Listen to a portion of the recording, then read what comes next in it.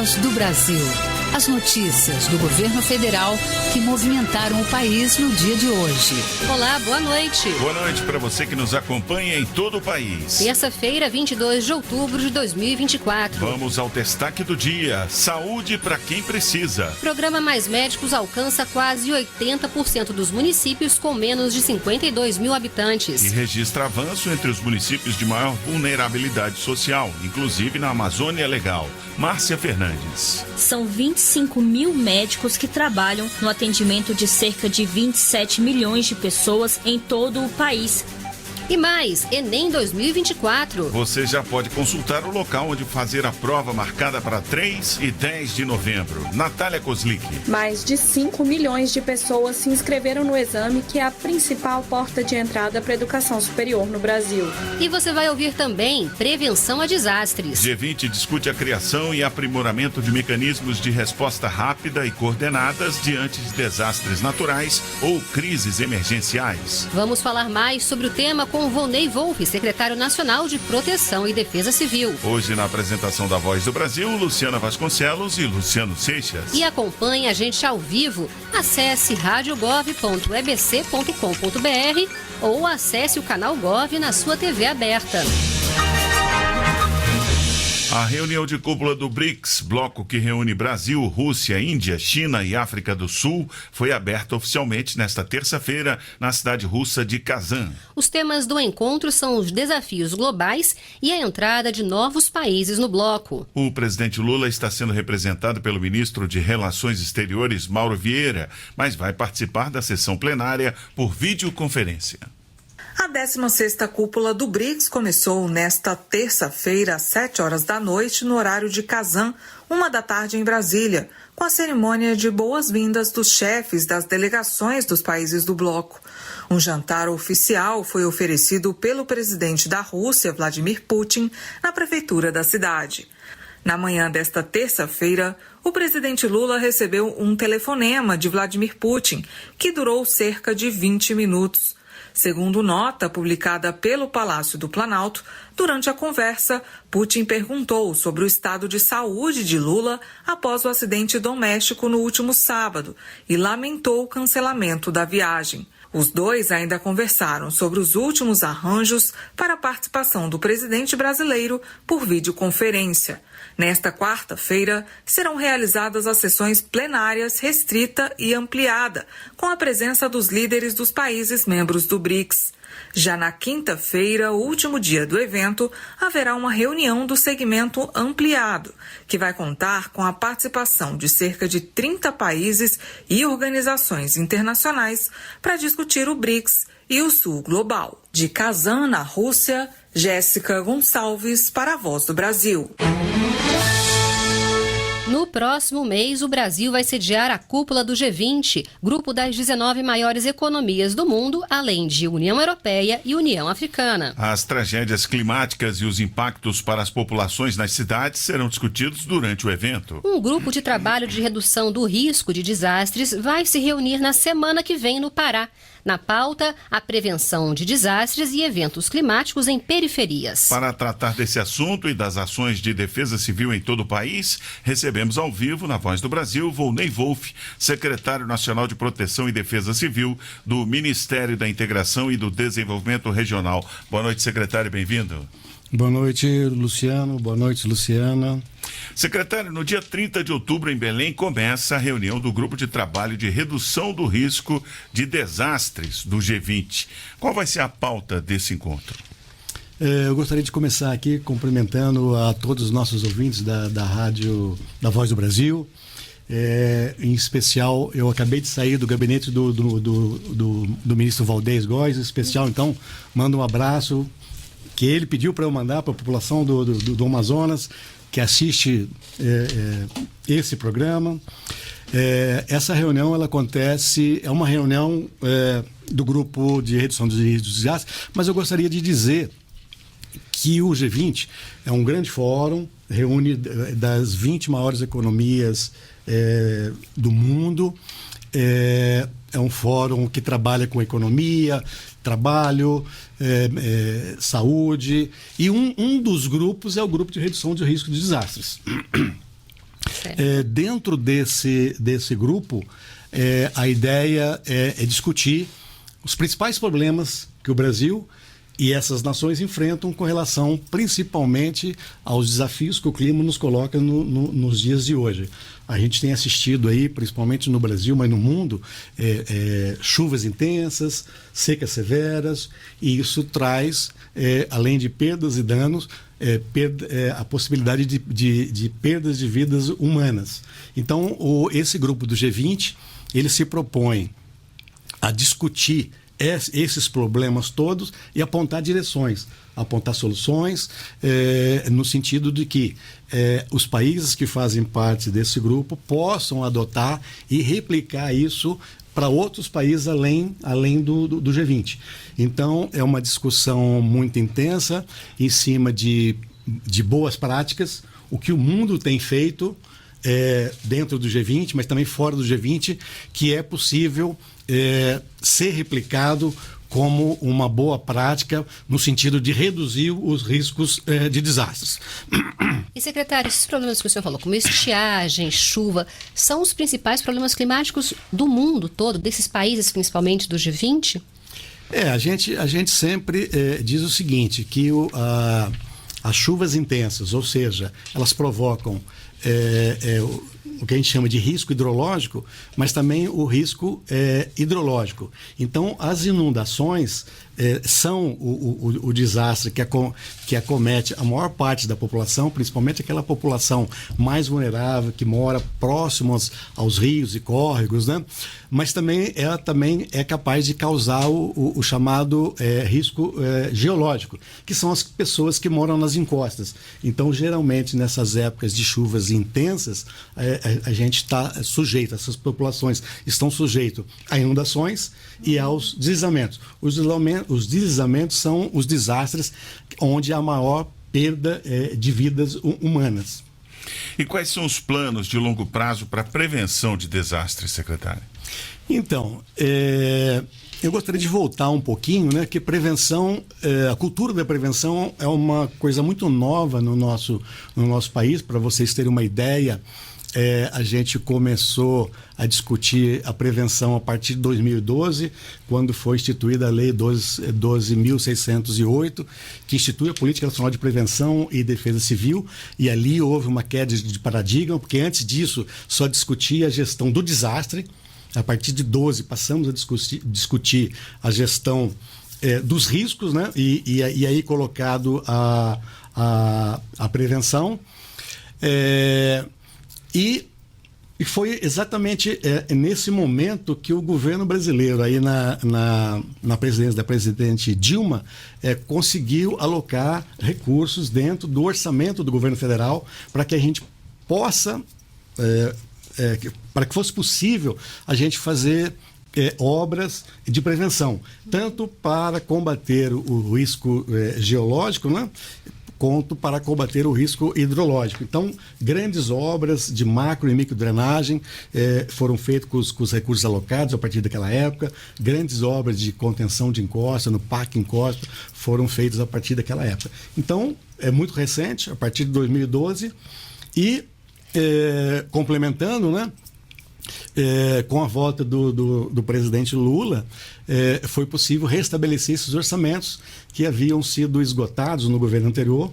Então, a gente voltou a ter orçamento suficiente para que seja possível a gente retomar essas obras de prevenção no Brasil.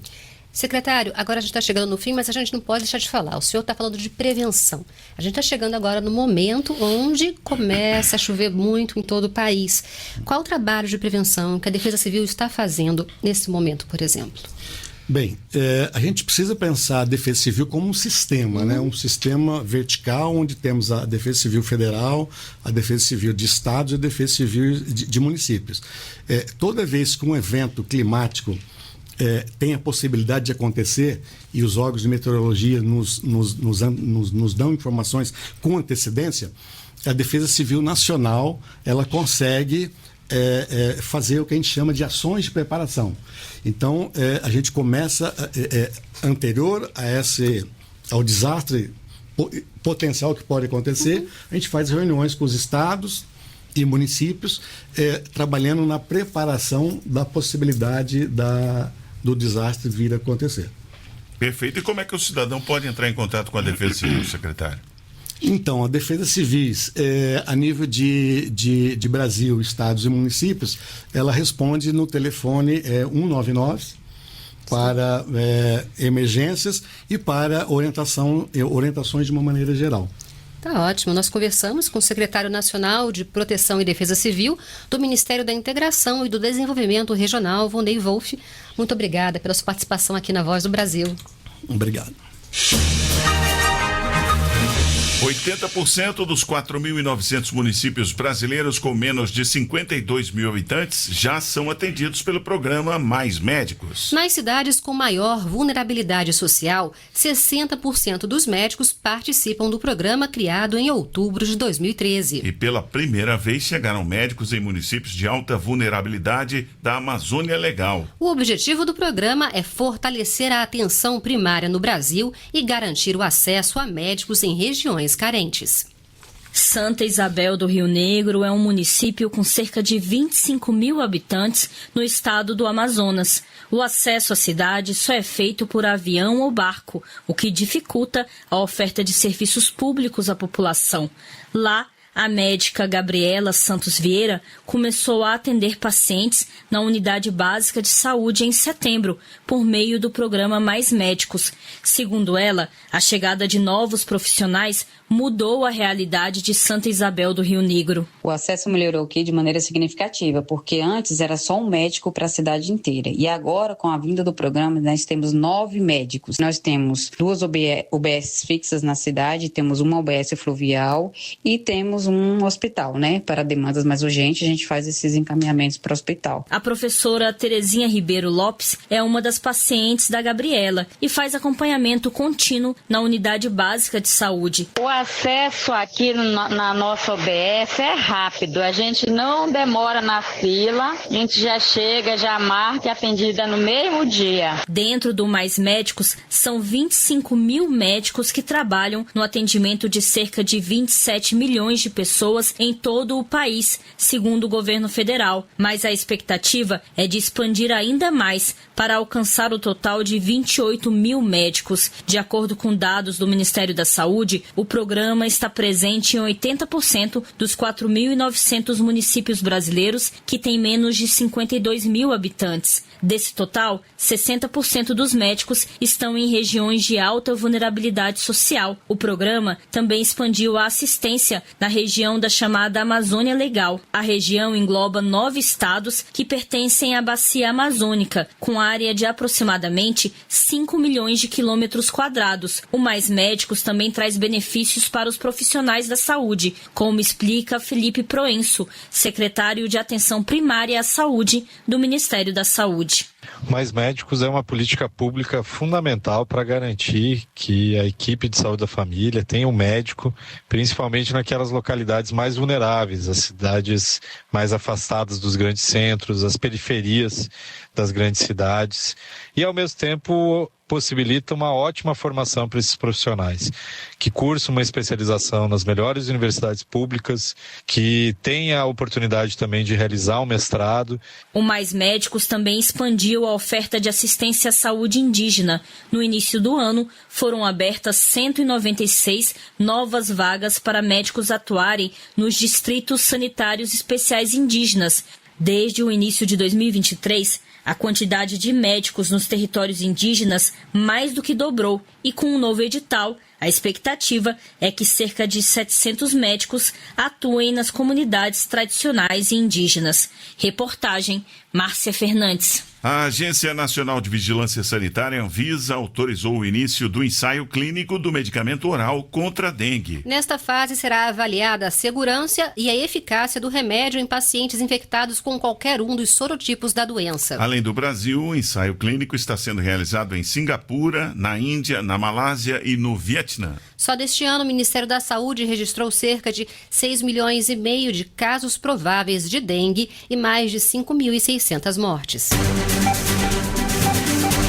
Mais de 5 milhões de pessoas se inscreveram para o Exame Nacional do Ensino Médio. E hoje foram divulgados os locais onde as provas serão realizadas nos dias 3 e 10 de novembro. Vamos ouvir agora informações importantes para o dia da prova. Na página do participante, os inscritos no Enem já podem acessar, a partir desta terça-feira, o cartão de confirmação da inscrição. No documento constam o local de prova, data, horário, idioma escolhido, entre outras informações. Apesar de não ser obrigatório, é recomendado levá-lo nos dias de aplicação do exame, em 3 e 10 de novembro. Para a identificação dos candidatos, serão aceitos documentos como carteira de identidade, passaporte e carteira de habilitação. No caso de documentos digitais, eles podem ser apresentados por meio do aplicativo gov.br. É importante lembrar que capturas de tela não serão válidas.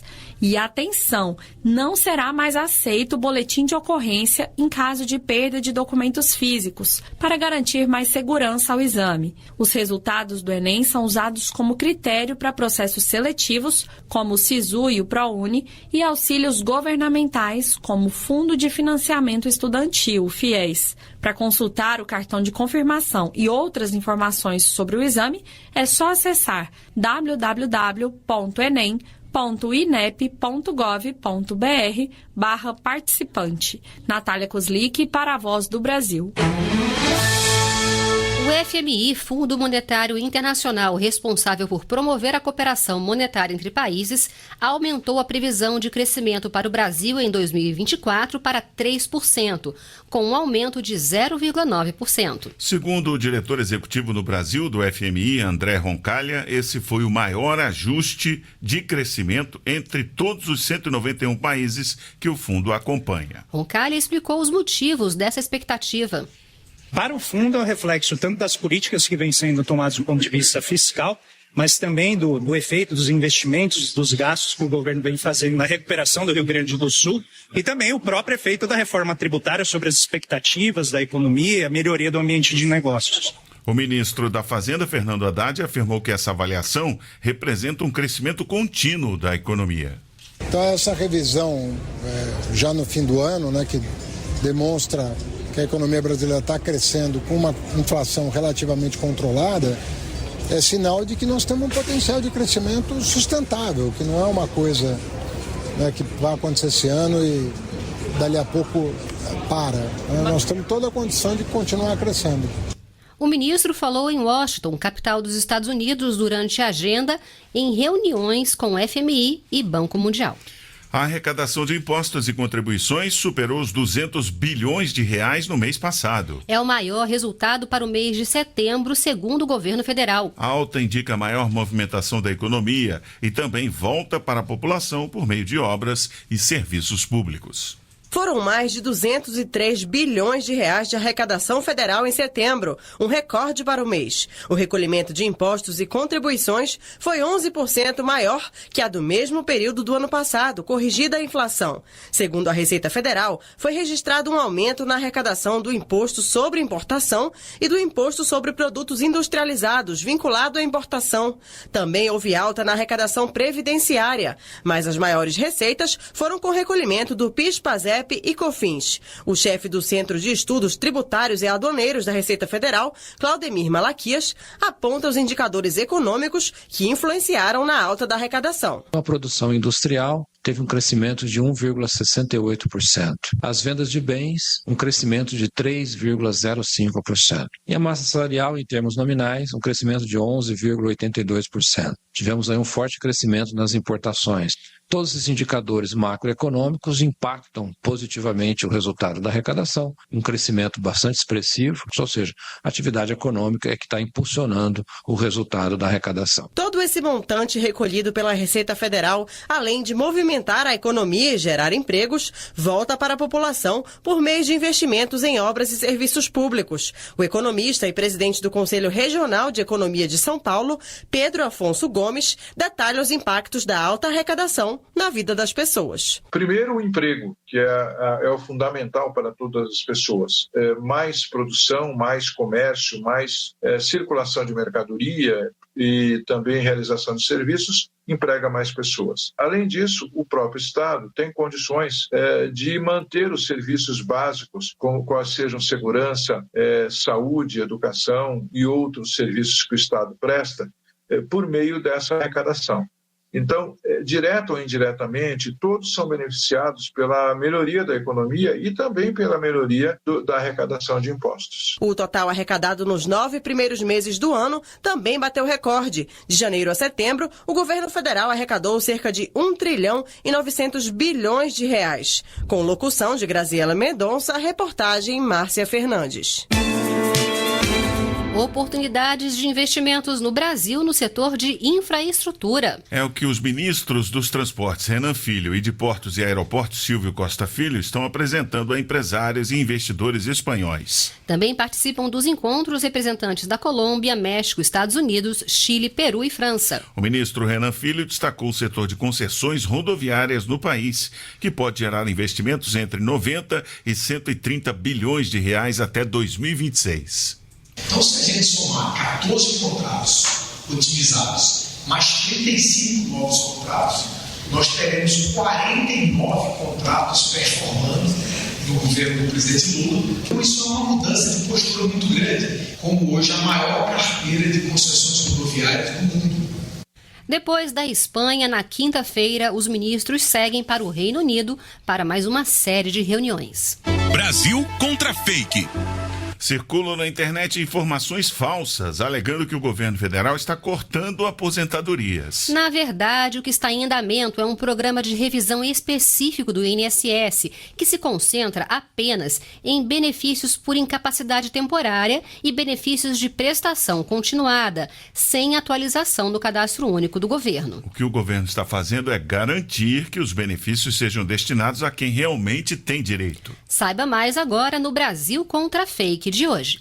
Cerca de 680 mil pessoas vão passar por exames periciais até o final do ano para a revisão de benefícios por incapacidade temporária. No entanto, já circulam na internet mensagens e informações falsas de que o governo federal vai cortar aposentadorias de pessoas com mais de 60 anos. Fique atento, isso é mentira. O que de fato está em andamento desde agosto no INSS é um programa de revisão de benefícios por incapacidade temporária com mais de 2 anos e os benefícios de prestação continuada que estão há mais de 48 meses sem atualização de informações no cadastro único do governo federal. Somente após essa verificação de dados, os casos que não se enquadrarem nos critérios exigidos para o recebimento desses 2 benefícios serão chamados a passar por perícia médica presencial e atualização cadastral. Mas isso não quer dizer que o governo federal vai cortar os benefícios de maneira indiscriminada, como explica Alessandro Stefanuto, presidente do INSS. Quando se fala de revisão, de benefício, de olhar tudo direito, já começa o pessoal a falar que vai pegar e vai cancelar benefício de todo mundo. Isso é mentira. As revisões de benefício não atingem as aposentadorias por tempo de serviço, né? Contribuição,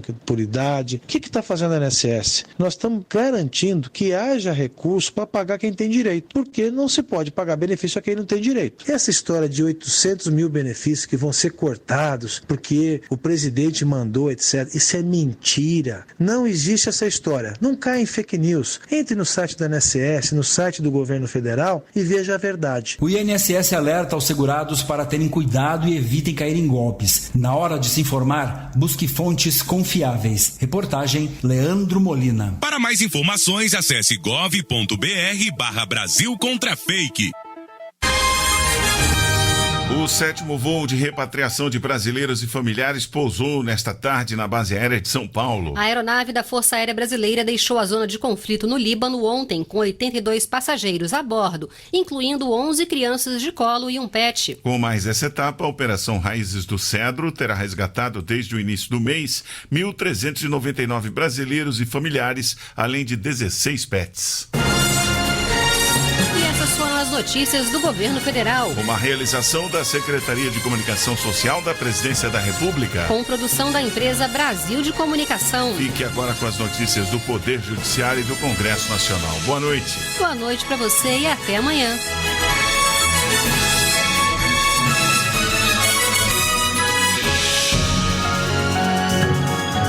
A Voz do Brasil. Governo Federal.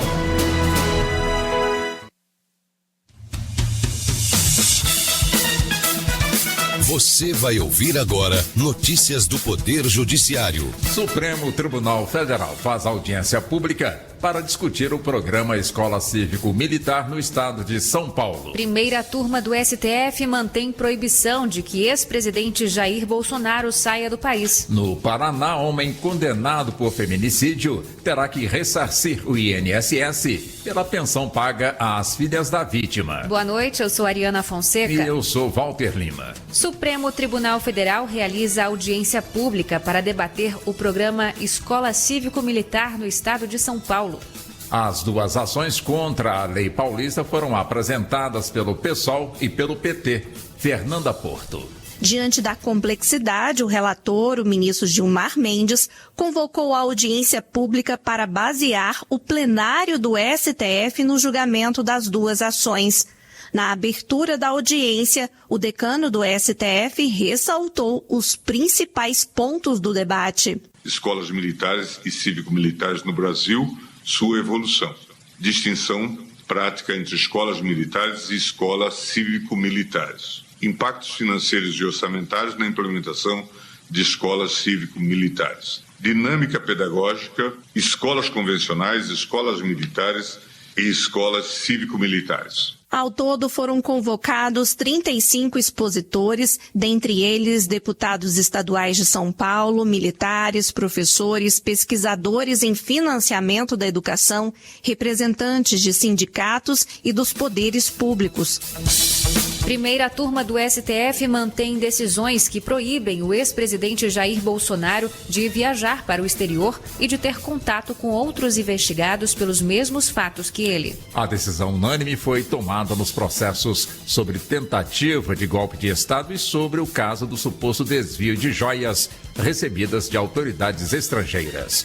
Neto Costa. Em sessão virtual, a primeira turma do Supremo Tribunal Federal confirmou as proibições impostas pelo relator dos processos, o ministro Alexandre de Moraes. Segundo o relator, a retenção de passaportes continua necessária, porque o desenrolar dos fatos já demonstrou a possibilidade de tentativa de fuga de investigados. O colegiado também manteve a decisão em que Alexandre de Moraes rejeitou o acesso integral da defesa de Bolsonaro à delação do tenente-coronel Mauro Cid. Em demandas judiciais, cabe à seguradora e não ao segurado provar situações que excluem a cobertura. Essa decisão é do STJ. Fátima Uchoa.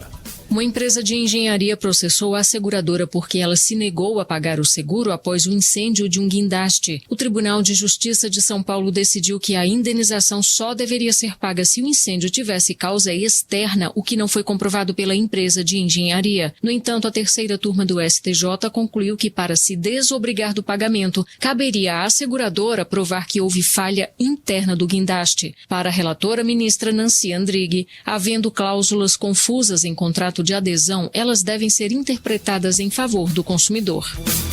Pediatra contratada como CLT e PJ ao mesmo tempo deve integrar notas fiscais ao salário. A decisão é da 8ª turma do TST, Larissa de Paula. A médica tinha jornada de 20 horas como seletista, mas recebia horas de plantão como pessoa jurídica. Ao ser demitida, ela pediu a integração das notas fiscais ao salário, que foi aceito pelo TRT da 9ª região. O hospital recorreu ao Tribunal Superior do Trabalho, mas a 8ª turma rejeitou o recurso, pois ficou evidente a intenção da empregadora de fraudar a legislação trabalhista. Um homem condenado pelo assassinato da esposa vai ter que devolver ao INSS os valores da pensão por morte paga às filhas da vítima. A decisão é da Justiça Federal de Guarapuava, no Paraná. Além da devolução do dinheiro público, a medida colabora com as políticas públicas voltadas à repressão dos crimes de violência contra a mulher. De acordo com a decisão, o benefício deve ser mantido pelo INSS, mesmo que o homem não faça o reembolso. Você acompanha outras notícias do Poder Judiciário em 104,7 FM para o Distrito Federal e em torno. Ou pelo canal 1.3 da TV aberta em Brasília. Ouça também pelo TuneIn de qualquer lugar do mundo. E baixe agora o TV Justiça Mais, disponível na loja de aplicativos do seu celular. Uma boa noite. E até amanhã. Notícias do Poder Judiciário, uma produção da Rádio Justiça, Supremo Tribunal Federal.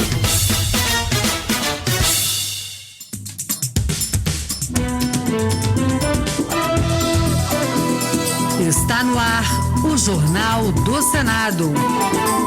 Eu sou Paula Groba. E eu sou Vladimir Espinosa. E estes são os destaques de hoje do Jornal do Senado, que começa agora. Comissão aprova garantia de alimentos a mulheres vítimas de violência. Apagão em São Paulo. MP cria linha de crédito para empresários prejudicados. E plenário vai analisar medidas contra abuso sexual no esporte.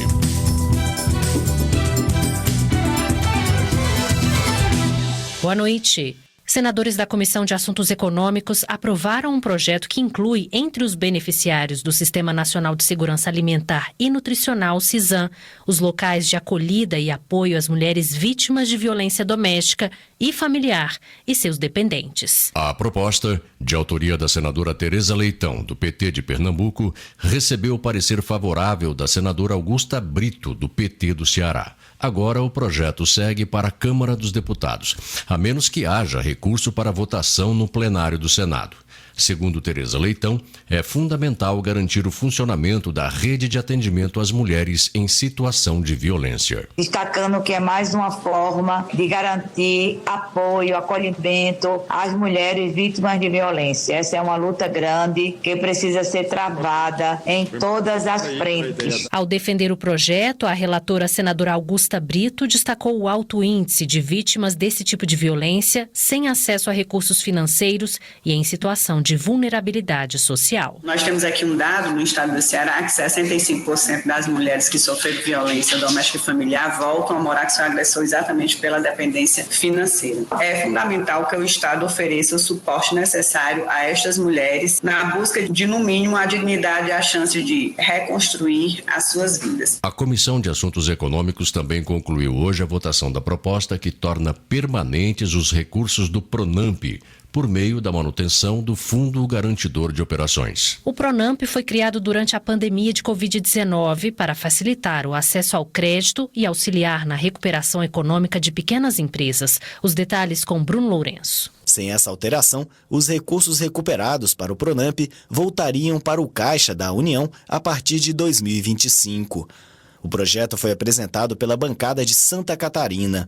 O relator, senador Laércio Oliveira, do PP de Sergipe, acertou com o governo que metade do dinheiro voltará a compor o fundo, enquanto o restante será destinado para o programa Pé de Meia, que deposita recursos nas contas de alunos do ensino médio que não desistirem dos estudos. Vale dizer que existia uma intenção do governo de transferir os recursos do PRONAMP para o programa Pé de Meia. Assim, por meio do acordo celebrado, temos uma distribuição mais igualitária, de modo a viabilizar ambas as políticas públicas igualmente meritórias. Se não houver recurso para a votação em plenário, o projeto segue para a Câmara dos Deputados. E os empresários prejudicados por apagão em São Paulo poderão contar com crédito do PRONAMP. É o que diz uma medida provisória já em vigor e que passará por votação na Câmara e no Senado. Repórter Júlia Lopes. A medida provisória 1267 permite a utilização de até 150 milhões de reais do Fundo Garantidor de Operações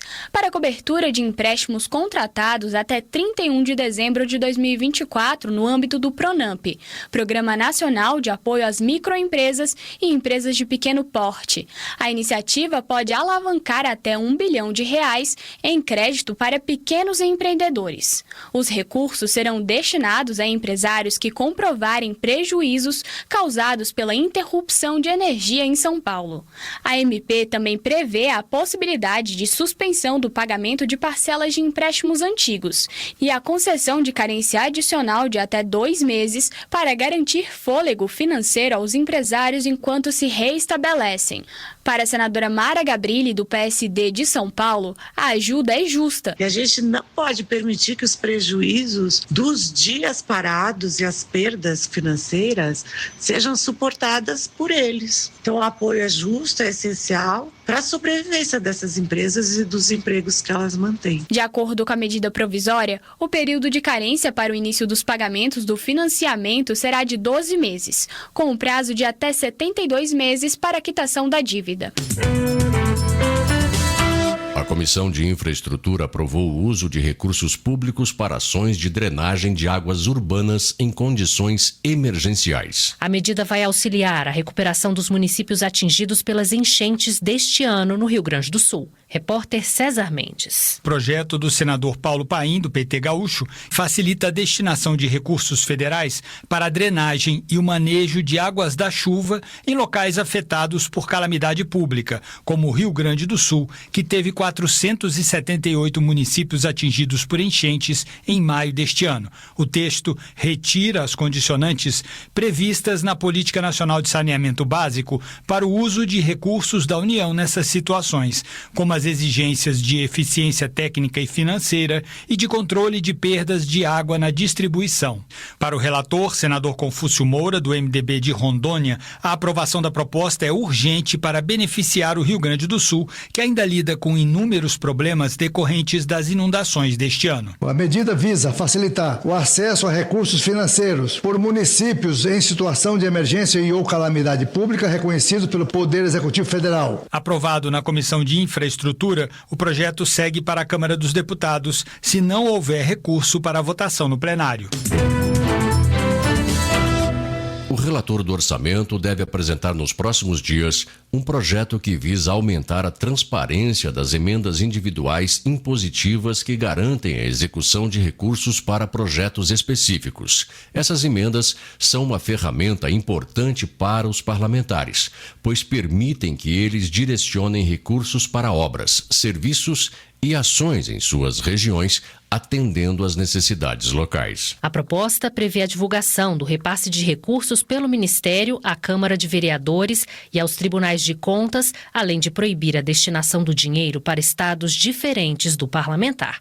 As informações com Érica Christian. O relator do orçamento de 2025, senador Ângelo Coronel, do PSD da Bahia, deverá apresentar em breve um projeto do pagamento das transferências especiais às emendas individuais positivas ou recursos do Executivo que bancam obras e projetos dos parlamentares nos municípios. Recentemente, o ministro do Supremo Tribunal Federal, Flávio Dino, suspendeu os repasses, alegando falta de transparência. Ângelo Coronel avalia que as novas regras vão garantir que o recurso seja rastreável. Quando você destinar um valor Pix para um município, o Ministério dispara um e-mail para a Câmara de Vereadores informando que o parlamentar X destinou aquele valor para a obra tal e também será comunicado aos tribunais de contas para que com isso se tenha total transparência. Ângelo Coronel anunciou a proibição de um parlamentar destinar a emenda para outro estado que não seja o de origem. A exceção será para instituições que atuam em todo o país. O projeto também deverá reduzir pela metade o número de emendas de bancada, que hoje são 20, além de definir que a distribuição dos recursos vai considerar a quantidade de senadores por partido. Entidades esportivas sem fins lucrativos devem adotar medidas de prevenção e combate ao abuso sexual de crianças e adolescentes se quiserem obter recursos da União e de empresas estatais. É o que determina um projeto aprovado na Comissão de Assuntos Econômicos e que avançou com pedido de urgência para análise do plenário. Repórter Bruno Lourenço. A Comissão de Assuntos Econômicos aprovou o projeto que condiciona o recebimento de recursos públicos por entidades esportivas sem fins lucrativos à adoção de medidas para a proteção de crianças e adolescentes contra o abuso sexual. A relatora, senadora Damares Alves, do Republicanos do Distrito Federal, diz que o poder público não pode fechar os olhos para essa realidade. E a gente sabe que esta é uma realidade e esse projeto de lei, bem nesta linha, da gente proibir, inibir e a gente punir também com não repasse de recursos públicos para instituições que foram coniventes ou então que foram sede do abuso sexual de crianças e adolescentes em nome do esporte. O projeto de lei também prevê que as entidades esportivas se comprometam a promover campanhas educativas, qualificar profissionais que treinam crianças e adolescentes e criem ouvidorias para denúncias de maus tratos e abusos. Com trabalhos técnicos de Eric Bento, o Jornal do Senado fica por aqui. Acompanhe agora as notícias da Câmara dos Deputados. Boa noite. Uma boa noite e até amanhã.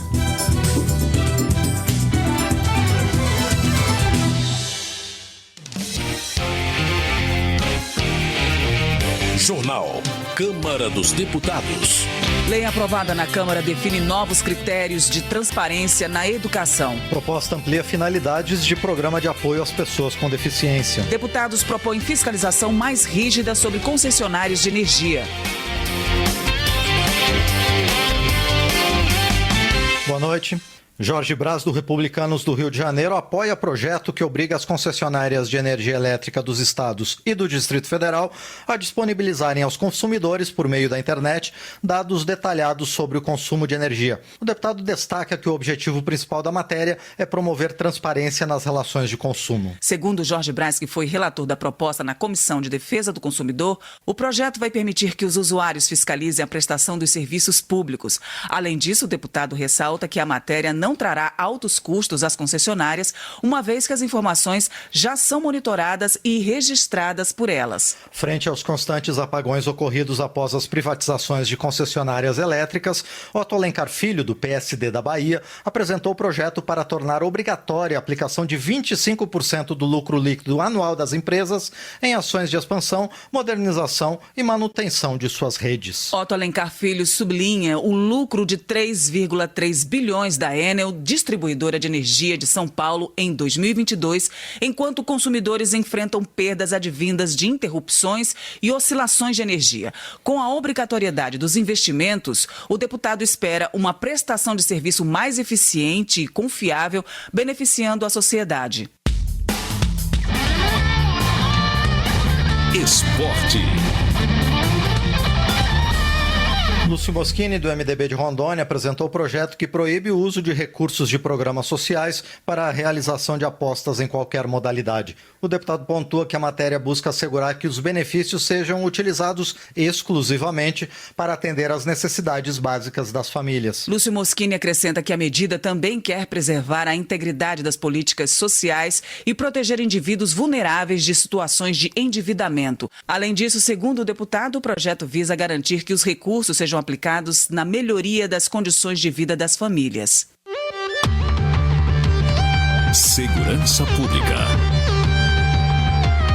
Césio Silva, do Republicanos de Pernambuco, alarmado pelo aumento de 30% nas denúncias de violência contra idosos registradas pela Ouvidoria Nacional de Direitos Humanos nos primeiros meses do ano, apresentou o projeto para criar o Cadastro Nacional de Pessoas Condenadas por Violência contra Pessoas Idosas, CNVI. De acordo com o Césio Silva, o banco de dados unificado e compartilhado entre órgãos de segurança pública federais e estaduais deverá conter informações pessoais, bem como as razões que levaram à condenação dos agressores e golpistas, visando impedir a reincidência dos crimes e alertar a sociedade quando esses criminosos mudarem de estado.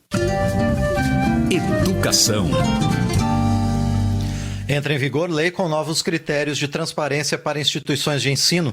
A repórter Maria Neves conta quais as medidas a serem adotadas. Já está em vigor a lei que estabelece novos critérios de transparência e controle social para escolas públicas. A nova legislação também prevê obrigações sobre transparência no recebimento e na aplicação de recursos públicos por instituições de ensino comunitárias, religiosas ou filantrópicas.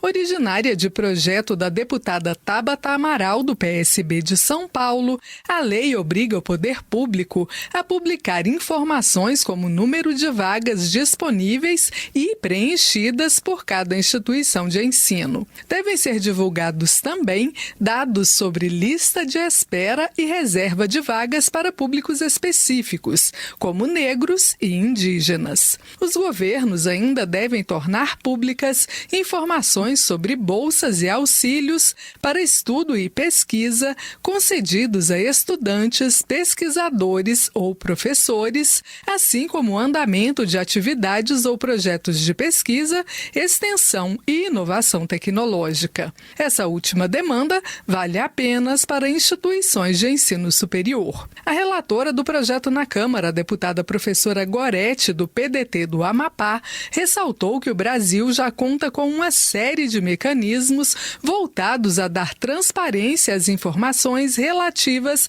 ao sistema de ensino. Dentre eles, citou o Censo Escolar e o Censo da Educação Superior, assim como sistemas de avaliação da educação básica e da educação superior. Os resultados desses levantamentos, conforme lembrou, já ficam disponíveis a qualquer interessado.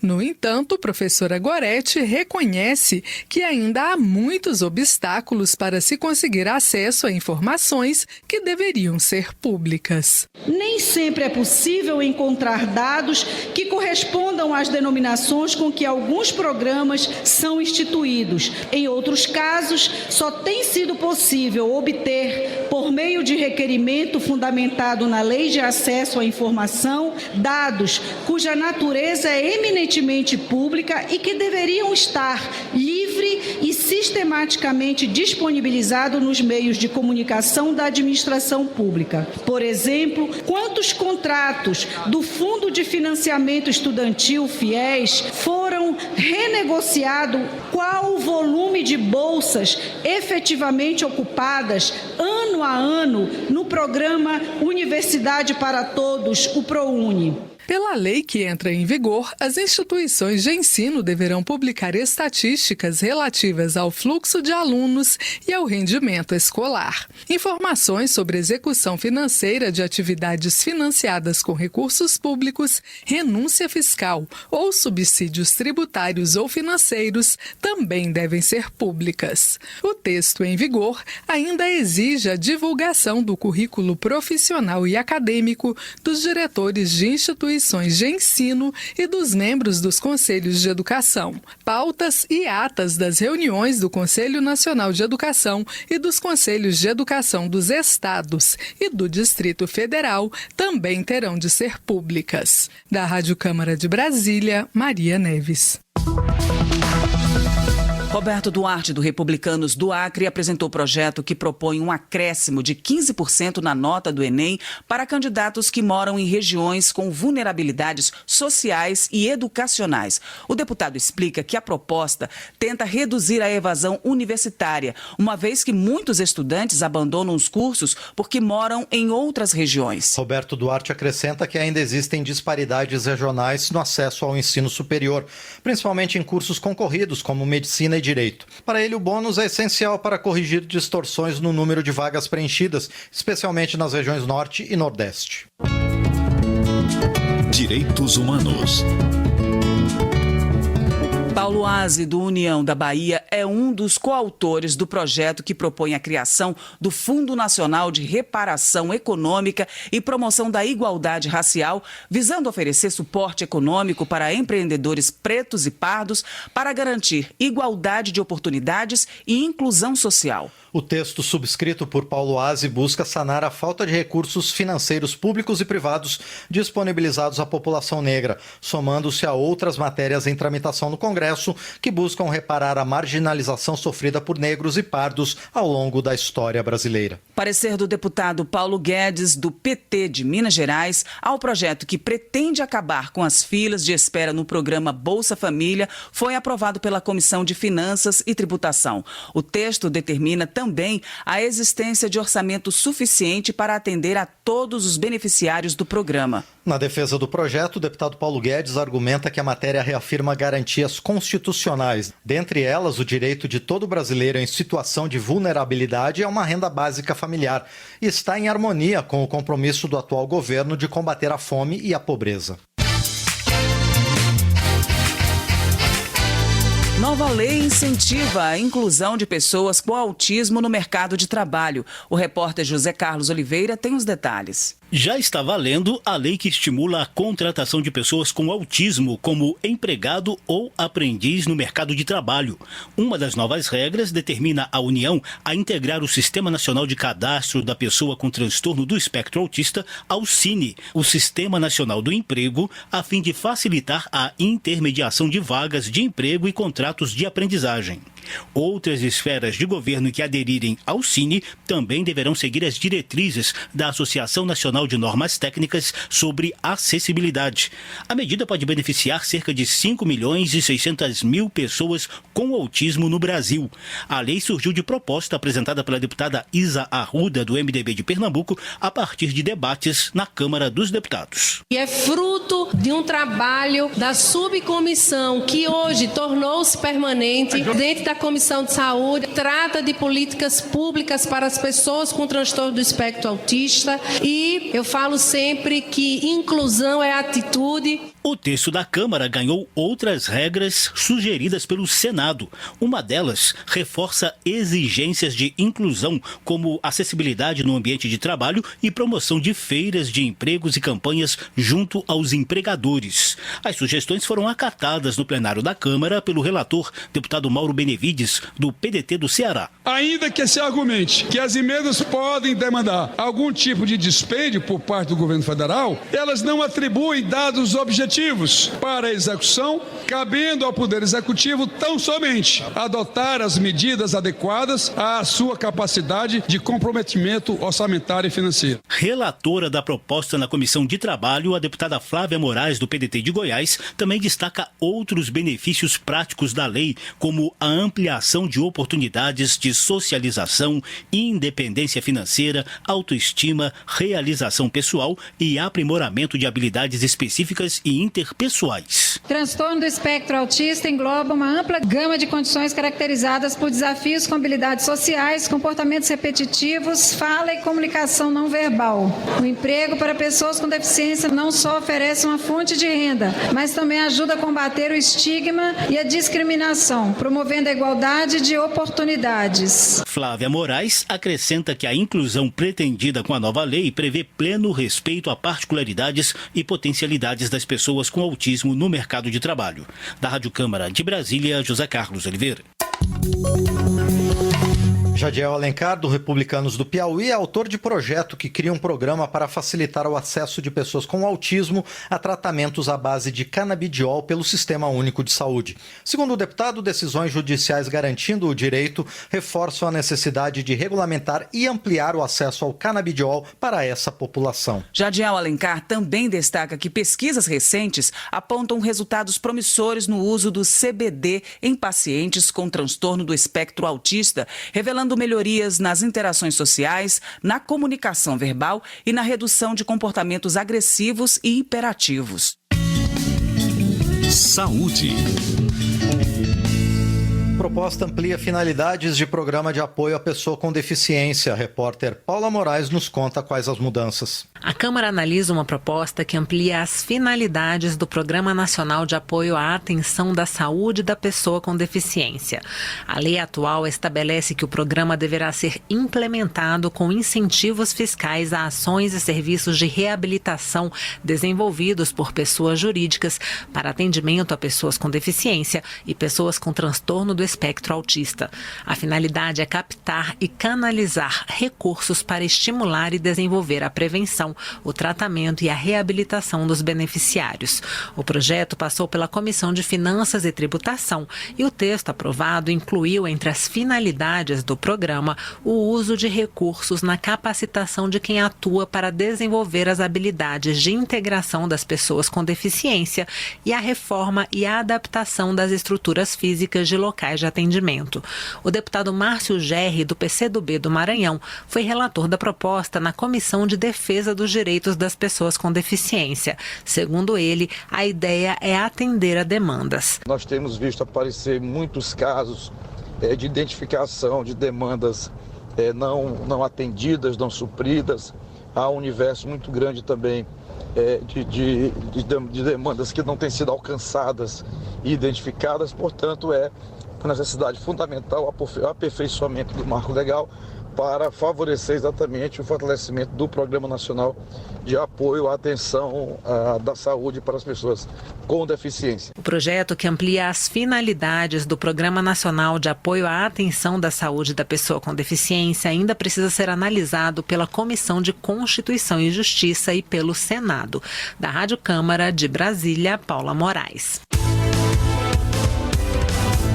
Márcio Alvino, do PL de São Paulo, apresentou o projeto que atualiza textos do Ordenamento Jurídico Nacional, estabelecendo a substituição da denominação pessoa portadora de deficiência para pessoa com deficiência, em harmonia com a Convenção Internacional sobre os Direitos das Pessoas com Deficiência. Márcio Alvino explica que o objetivo da matéria é adaptar a legislação a uma linguagem mais inclusiva e digna, eliminando estigmas e preconceitos e impactando a maneira como as pessoas com deficiência são percebidas e tratadas pela sociedade brasileira. Projeto do deputado Marcos Tavares, do PDT do Rio de Janeiro, propõe a criação de uma política nacional de prevenção ao suicídio, reconhecendo o ato como um problema de saúde pública a ser enfrentado por meio de ações coordenadas de prevenção, intervenção e pós-venção, medidas tomadas após uma tentativa de suicídio. A proposta de Marcos Tavares inclui campanhas de conscientização, capacitação de profissionais e integração de cuidados de saúde mental em todo o país.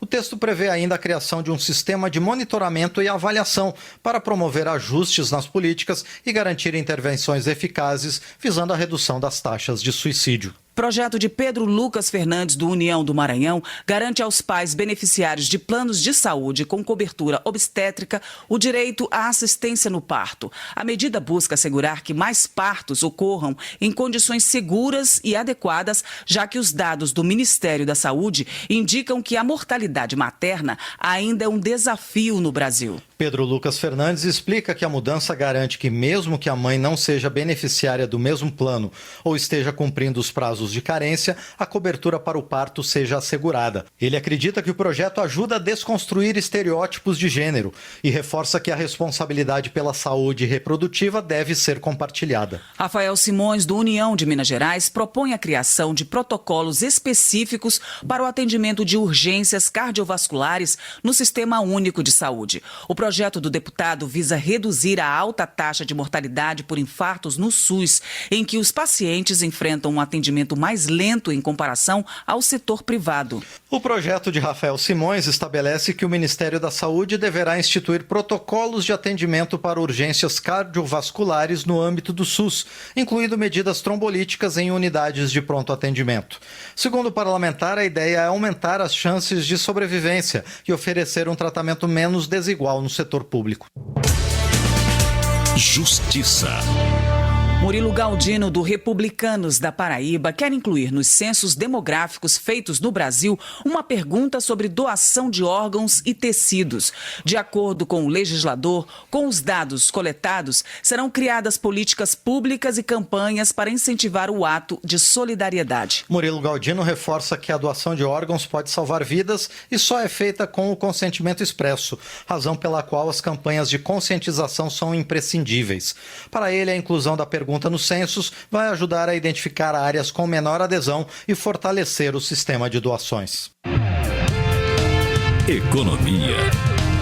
Rafael Prudente, do MDB do Distrito Federal, é autor de projeto que permite a esteticistas e cosmetólogos a prescrição de produtos e procedimentos estéticos não exclusivos de médicos.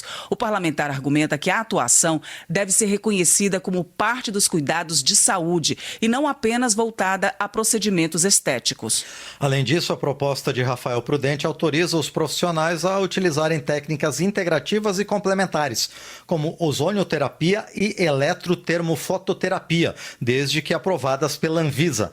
Para o deputado, a medida garante mais segurança e transparência nos tratamentos estéticos, sem reserva de mercado.